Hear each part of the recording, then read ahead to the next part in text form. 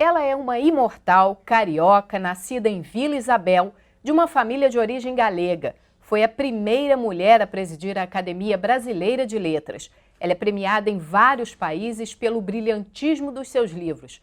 Agora, em 2020, recebeu mais um prêmio Jabuti. Uma mulher à frente do seu tempo, que com inteligência e elegância conquistou espaços que antes eram exclusivos dos homens. A minha convidada do perfil de hoje é a escritora Nélida Pinhon. Prazer enorme recebê-la aqui. Muito obrigada pela sua participação no perfil de hoje. Esse prestígio de vocês me conquista, então eu estou muito contente de estar aqui com você, Potira, jovem, brilhante jornalista, com a Alerj, que a Academia Brasileira de Letras e a Alerj tem uma bonita aliança, um acordo em prol da cultura, portanto, estou à sua disposição. Muito obrigada. Todos os nossos ouvintes. Bom, eu queria começar na sua infância, né? Desde pequena a senhora já queria ser escritora. Como que era a Nélida Pinhon criança? Você sabe que as pessoas estão muito curiosas a respeito da minha infância. E eu também estou curiosa agora sobre a minha infância. Eu tinha esquecido, deixado de lado essa infância, mas, de verdade, a infância é muito formadora do caráter e do gosto, quase que vai forjando o seu destino, né? E eu me dei conta, sempre, sobretudo nos últimos tempos, que eu ter nascido de uma família imigrante galega foi essencial para desabrochar o meu espírito. Portanto, ensejou que eu me visse como uma menina de dupla cultura, portanto, me era facultado percorrer o mundo. E eu, então, gostava dos livros. Meu pai me dava livros, né?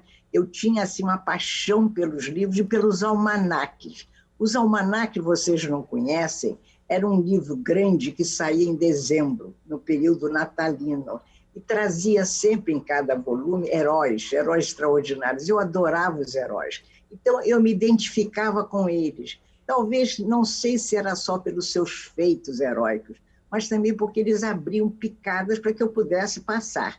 Eu, então, amando os livros, eu me dei conta que a literatura não era impossível para mim. Por quê? Eu primeiro pensava, viu, queridos amigos, que o livro saía da experiência pessoal do escritor, das aventuras que ele vivera. Depois eu fui me dando conta, e me atraiu muito, que ele acumulava experiências e invenção. Ou seja, a imaginação era um capítulo essencial na vida daqueles que escreviam livros. Então eu fui desabrochando esse conhecimento e dizia para o meu pai: pai, diz que eu sou escritora. Nós íamos para os hotéis, havia que preencher os formulários, e eu puxava o casaco do terno do meu pai: pai, escreva, registra que eu sou escritora. Ele olhava para mim espantado, porque eu o convocava a mentir. Como é que aquela pirralha podia ser escritora? Mas eu escrevia, eu fazia caderninhos, folhas soltas que eu costurava, porque não havia grampeador, eu costurava e vendia para o meu pai. Portanto, eu sempre, desde menina, tive noção do ofício e dos direitos autorais. Agora, a senhora escreve o primeiro livro, era uma jovem, 24 anos, né? O Guia Mapa de Gabriel Arcanjo. Eu li uma vez que a sua mãe e sua tia alugaram uma casa em Friburgo, a senhora escreveu esse livro lá, né? Como é que foi esse processo de escrever o primeiro livro, uma menina tão nova e já tendo o apoio da família, né, para tal feito? É muito interessante, porque conviria retroceder um pouco. Eu ganhei aos 13 anos, 12 e meio, quando nós voltamos da Europa, onde eu fiquei 2 anos, sobretudo na Espanha, na Galícia, e nas aldeias. Então, eu tive vida de camponesa, né, de aldeã, maravilhosa. Essa foi a vida mais extraordinária que eu podia ter e que até hoje influencia a minha literatura. Aquela experiência com a pobreza da aldeia, porque a Espanha, naquele momento, vivia um período muito pobre, muito miserável, e também eu convivi com o imaginário dos camponeses, o que é uma lavoura, o que é subir os montes. Eu subia os montes com os animais, eu ficava horas e horas num monte, comendo uma perinha, um pedaço de pão, e em paz. Eu adorava a solidão, eu cultivei a solidão nesse período. Muito bem. Então, quando eu voltei, ganhei uma maquinazinha Hermes, E todos os dias eu me sentava, nos intervalos do colégio, e escrevia algumas coisinhas sempre. E eu contava umas histórias, mas um dia, lá para os 14 anos, 15 talvez, eu estava escrevendo um conto, nunca me esqueci, deve ter sido a maior choque, o mais forte, contundente choque estético na minha vida. Era a história de um jovem, olha só que atrevimento, de um jovem que se apaixona por uma prostituta jovem. E ele queria tê-la, mas ela, olha só a minha reação feminista, ela não queria. E ele julgava que se ela era uma prostituta, ela era obrigada a ceder. E ela julgava que não, era um direito dela aceitar ou não. Quer dizer, eu abracei a causa dela. Nisso, ele a persegue e eu escrevo ladeira íngreme. Claro que é uma redundância, ladeira é íngreme, mas para mim foi um choque, porque eu percebi de uma forma assim muito remota, mas ao mesmo tempo apelativa, de que eu não queria passar a minha vida escrevendo banalidades. Ladeira, eu achava aquilo tudo muito banal. E eu, então, suspendi as histórias e comecei a me exercitar na maquininha. Eu me sentava e o que me fosse ditado, quase por um mistério interior, como que seria uma inspiração, por assim dizer, de algum modo, eu escrevia. Escrevia tudo. Eu me lembro que eu escrevi um texto em torno do verde, a cor verde. Tudo que eu podia imaginar do verde, poeticamente, eu escrevi, mandei para o Jornal do Brasil, que até publicou. Eu teria que descobrir onde é que está esse fragmento. Até que, de repente, surgiu em mim essa noção de que eu deveria enfrentar um mundo novelesco. E então eu comecei a conceber essa história, que está no Guia Mapa, com meus 17 anos. Aí nós fomos, 17, 18 anos, 17, fomos para Friburgo. Minha tia Maíta e minha mãe alugaram uma casa, dividir entre elas, e a família. E lá fomos nós passar as férias todas. E eu pedi, me lembro que eu pedi que tirassem a mesinha de cozinha e pusessem lá fora, no quintal. Eu botei a cadeirinha, a minha máquina, eu escrevi o dia inteiro.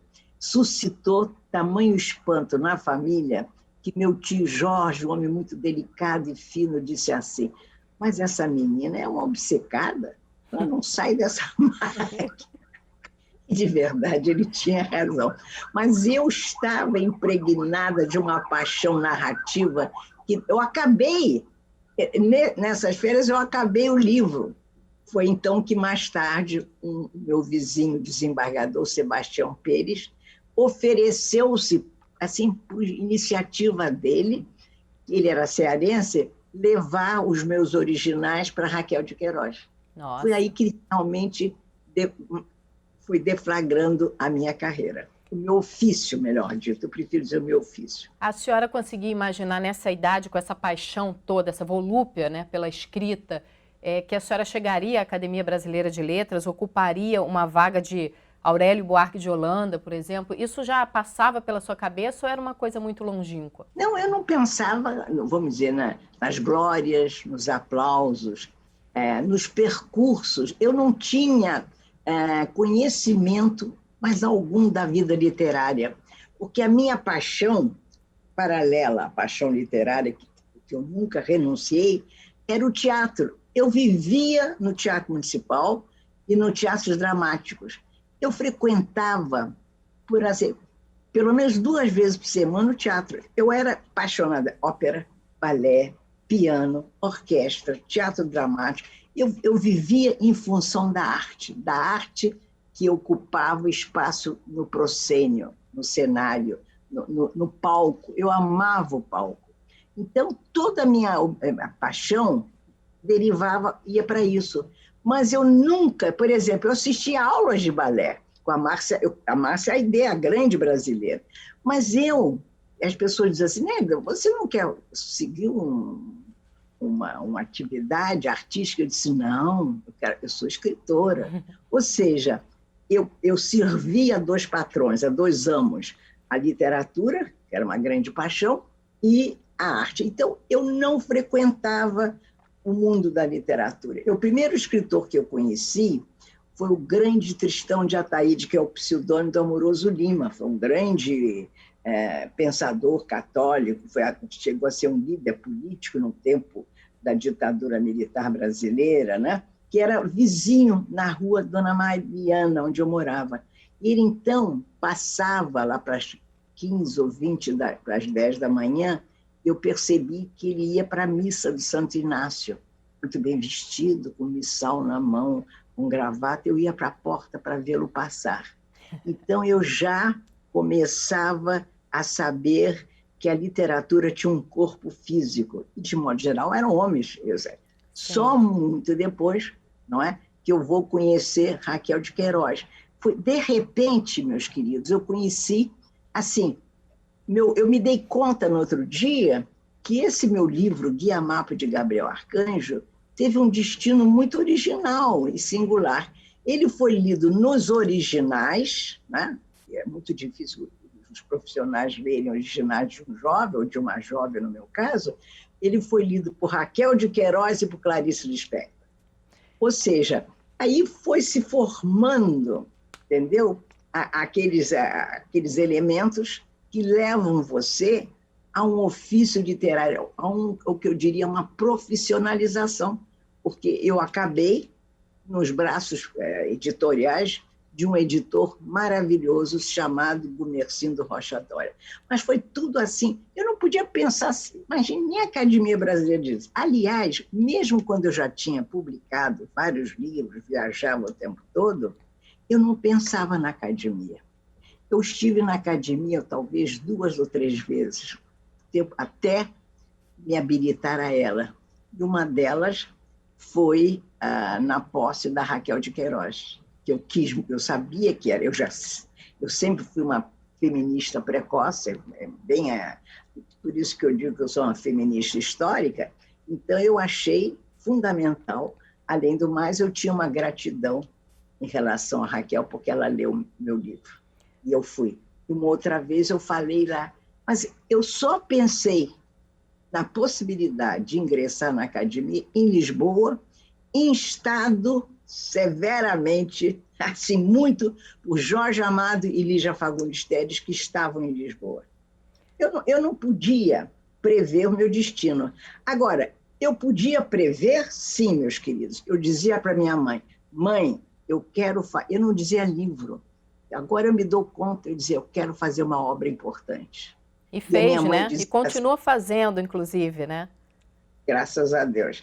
E minha mãe, mamãe já era viúva, eu perdi meu pai muito cedo, foi a maior tristeza da minha vida, porque eu não pude dar para ele um livro publicado, né? Então ela dizia, minha filha, eu farei, porque a vida estava um pouco difícil para nós.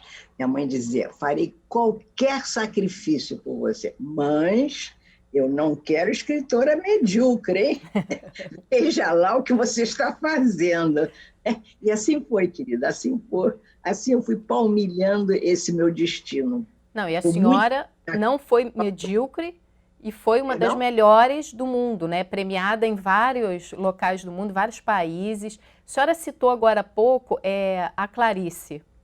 Vocês foram muito amigas, né? Como é que surgiu essa amizade? Agora, em dezembro, Clarice faria 100 anos.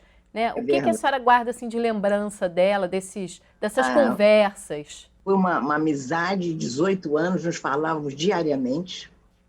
E ela, quando aceitou conhecer-me, porque eu não sabia, foi uma artimanha de uma amiga, colega da universidade, que pediu a Clarice para me receber, porque ela tinha uma amiga, Nélida, que adorava a literatura.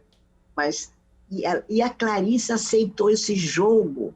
Ela que não era dela, não fazia parte da personalidade de Clarice. Eu acho que quando tocamos a campainha na porta e ela apareceu, eu levei um susto, eu tenho a impressão que tudo isso ocorreu porque a Clarice era altamente intuitiva, profundamente intuitiva. Eu acho que é como se ela tivesse pressentido que aquela jovem sorridente, alegre, divertida, seria sua grande amiga até o último minuto de sua vida. que aconteceu no Hospital da Lagoa, na hora de sua morte.